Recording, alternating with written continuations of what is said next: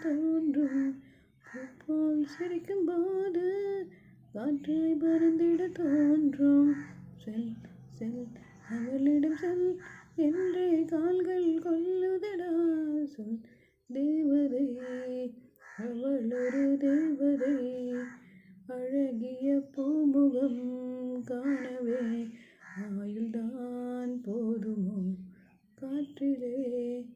அவளது வாசனை அவளிடம் யோசனை கேட்டுதான் பூக்களும் பூக்குமோ நெற்றி மேனே ஒற்றை முடையாடும் போது அங்கே வந்து மின்னல்